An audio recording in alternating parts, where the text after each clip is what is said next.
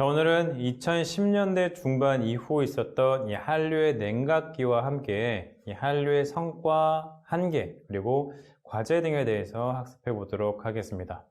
그리고 구체적으로는 2010년대 중반 이후 이 한류의 냉각기에 대해 설명할 수 있고요. 그리고 사드와 코로나에 의한 한류의 영향에 대해서도 설명할 수 있습니다. 그리고 끝으로 한류의 성과에 대해 설명할 수 있으며 한중 관계와 중국 속 한류의 미래에 대해서도 설명할 수 있습니다. 우리는 앞서 2000년대 중반 이후 중국 속 한류가 어떤 과정을 거쳤는지에 대해 살펴보았습니다. 간단히 요약해 본다면 당시 한류는 이 정체기와 그리고 재도약기를 거치는 등 굴곡이 있었다고 할 수 있습니다. 특히 2003년 이 대장금이 크게 성공한 이후 중국 정부의 여러 규제로 인해 한류는 2000년대 중반부터 정체기를 겪었고, 그리고 중국에서의 한류 확산에도 제동이 걸리게 되었습니다. 여기에 더해 2003년 발생한 동북공정으로 이 한국과 중국 사이에 민감한 역사 문제가 발생하자 이 양국 국민 간 갈등이 더해지면서 이 한류의 정체 현상은 더욱 심화되었습니다. 그리고 이와 같은 정체기는 2010년대 초반 별에서 온 그대와 그리고 태양의 후예 등이 다시 한번 크게 성공하면서 해소될 수 있었습니다. 뿐만 아니라 드라마 외에 한국의 텔레비전 예능 프로그램이 중국에서 크게 유행하면서 중국 속 한류는 재도약의 발판을 마련하게 되었습니다. 여기에 더해 2015년 박근혜 전 대통령이 중국의 전승절에 참여해 이 시진핑 국가주석과 나란히 서 있는 모습이 공개되며 한중 관계는 역대 최고로 평가되었고, 정치적 관계의 안정은 이 한류의 중국 내 확산에도 긍정적인 영향을 미쳤습니다. 그러나 2016년 7월 이 중국 내 한류의 확산에 결정적인 걸림돌이 발생하는데요. 바로 한국과 미국이 이 북한으로부터의 핵 위협에 대응하고자 고고도 미사일 방어 체계, 즉 우리가 흔히 말하는 사드를 배치하기로 공식화한 것입니다. 중국은 이 한국의 사드 배치가 이 중국이 위협이 된다며 매우 강하게 반대하였고, 한국과 중국의 관계는 결국 급속하게 냉각되었습니다. 그리고 한중 관계가 냉각됨에 따라 이 중국 내 한류 역시 부정적인 측면에서 큰 영향을 받게 되었죠. 앞서 말씀드린 것처럼 이 2015년만 해도 한국과 중국의 관계는 역대 최고로 평가되었습니다. 하지만 사드 배치 발표로 이 한국과 중국의 관계는 결국 최악으로 치닫게 되었죠. 이처럼 양국 간 정치적 관계의 악화는 결국 인적 교류를 포함한 사회, 문화 방면의 관계가 악화하는 것으로 이어졌고, 결국 중국에서의 한류는 큰 타격을 받게 되었습니다. 단적인 예로 한류는 경제적인 측면에서 큰 피해를 입었는데요. 2017년 발표된 이 한국은행의 통계에 따르면 사드 배치 결정 이후 한국의 음향, 영상 및 이 관련 서비스 수주의 흑자는 약 1억 8천만 달러로, 이는 2016년 하반기 약 2억 3천만 달러보다 23% 감소한 수준이었습니다. 여기에서 말하는 음향, 영상 및 관련 서비스 수지는 예를 들면 음악과 영화 그리고 텔레비전 프로그램 등을 수출하거나 또 수입한 결과로 벌어들이거나 지급한 돈을 의미합니다. 2013년 이후 이 중국 내 한류가 재도약하면서 한국의 대중문화가 다시 인기를 끌었고, 이에 따라 흑자도 커지는 추세였지만 이 사드 문제 때문에 관련 산업이 크게 위축되면서 한국의 콘텐츠 산업이 큰 타격을 입게 된 것입니다. 이 중국 속 한류는 이처럼 사드로 인해 냉각기를 맞이하게 되었습니다. 중국은 특히 한국 정부의 사드 배치 결정에 대해 매우 크게 반발하였고, 이에 대한 조치로서 경제 분야에서의 제재를 가하기 시작합니다. 당시 언론들은 중국의 경제 보복에 따른 이 한국의 피해 규모를 약 22조 원에 이를 것이라고 전망하기도 하는 등 이 사드로 인한 중국의 경제 제재에 매우 큰 우려를 나타냈습니다.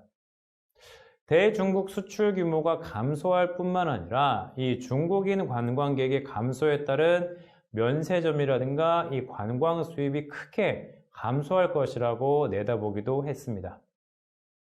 이러한 가운데 이 중국 정부는 중국인들의 한국 대중문화 소비에도 강력한 규제를 가하기 시작하는데요.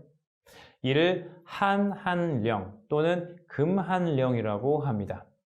즉, 한류를 제한하고 한류를 금지한다는 것입니다. 물론 중국 정부는 공식적으로 이 사드에 대한 보복 조치라 할 수 있는 한한령에 대해 부인하고 있지만, 이 한한령이 중국 정부의 공식적인 조치이든 혹은 그렇지 않든 이 한한령은 한류에 직접적인 타격을 주게 되었습니다. 특히 2013년 이후 이 한류가 재도약하고 있는 상황에서 이러한 조치가 취해짐에 따라 한류는 2000년대 중반보다 더욱 심각한 냉각기에 진입하게 된 것입니다. 그럼 한국 정부의 이 사드 배치 결정 이후 중국은 구체적으로 어떤 방식으로 한류를 제재하였을까요? 당시 대만의 한 언론은 중국의 방송을 규제하는 기구인 중국 국가광전총국이 한국에 대한 봉쇄령을 내렸다고 전하며 이 중국 당국이 사드 배치 발표 다음 달인 2016년 8월부터 한국 연예인의 텔레비전 프로그램 출연을 금지시켰다고 보도하기도 하였습니다. 실제로 한국의 한 여배우는 이 중국 드라마의 주인공을 맡아 30% 정도 촬영을 마친 상태였는데요. 중간에 촬영 중단을 통보받았고요. 그리고 베이징에서 예정되어 있던 대표적인 한류 스타 배우 김우빈과 그리고 수지의 팬미팅도 돌연 연기되었습니다. 이뿐만 아니라 유명 아이돌 그룹인 엑소의 상하이 콘서트도 모두 취소, 무기한 연기되었고, 이에 대한 영향으로 대표적인 연예기획사인 SM이라든가 JYP, YG 등 한국의 대표적인 기업의 주가가 크게 떨어졌습니다. 한국과 중국 간 방송 콘텐츠 교류도 중단되면서 수출이 예정되었던 한국 드라마 푸른바다의 전설이 결국 불발되었고, 2017년 방송이 예정되었던 사임당 빛의 일기라는 드라마는 심의가 지연되면서 방송이 취소되기에 이르렀습니다. 방송 중이던 드라마가 취소되기도 하였는데요. 드라마 화랑의 경우에는 중국의 LETV와 회당 최고가로 한중 동시 방영 계약을 진행해서 이슈가 되기도 하였으나 이 사드의 영향으로 3회부터 동시 방영이 중단되었습니다. 처럼 한한령은 한국의 대중문화뿐만 아니라 클래식 음악이나 뮤지컬 등에도 악영향을 미쳤는데요.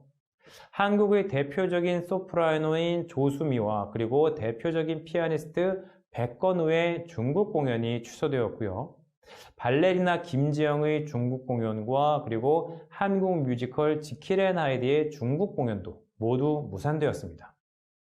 그럼 이 사드로 인한 한국 콘텐츠 산업의 피해는 어땠는지 관련하여서 짧은 영상을 함께 보시겠습니다. 중국의 사드 보복으로 인한 경제적 피해가 커지고 있습니다.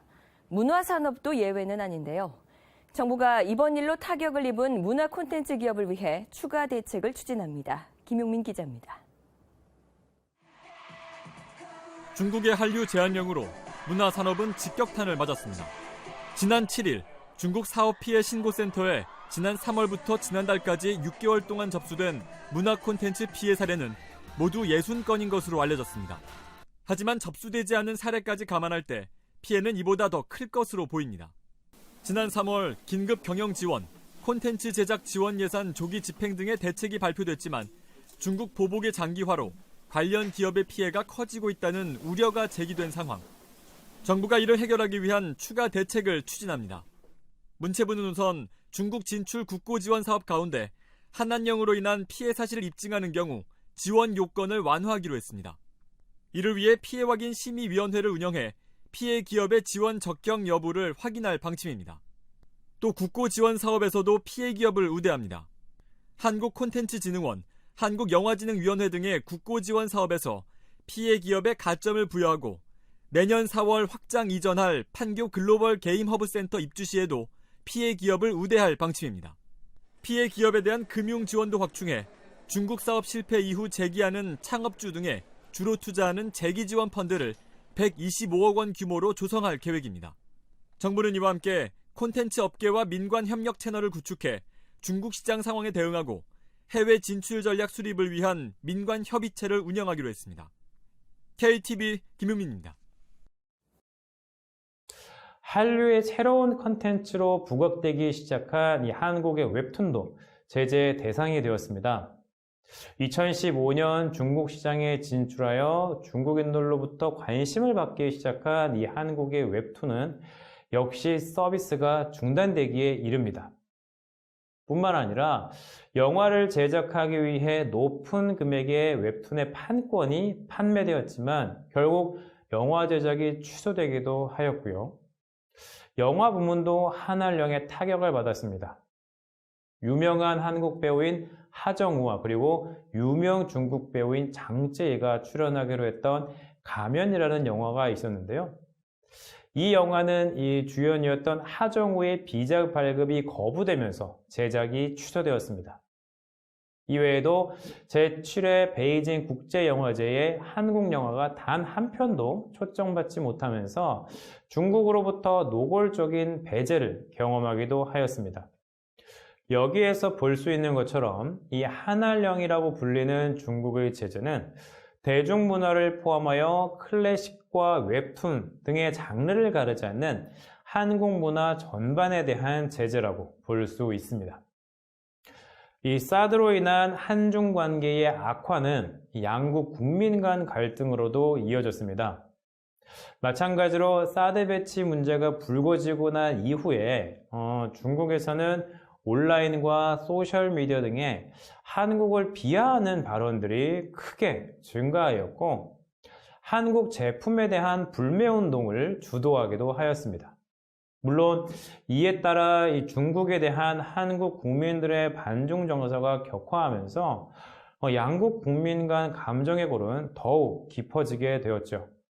과거 동북공정으로 촉발된 이 국민 간 갈등이 반복된 것입니다. 그리고 이러한 중국인들의 혐한 정서 확대는 한류에 대한 반감으로도 이어졌기 때문에 이 중국 내 한류의 확산에는 매우 부정적일 수밖에 없었습니다. 그나마 다행인 것은 2022년 1월 2017년 방송이 취소되었던 이 사임당 빛의 일기가 중국의 인터넷 TV와 그리고 지방 방송사를 통해 방송되기 시작했다는 것인데요. 한국 드라마가 이 인터넷 TV나 방송사 등 정식 플랫폼을 통해 방영된 것은 사드 문제가 불거진 뒤 무려 6년 만의 일입니다.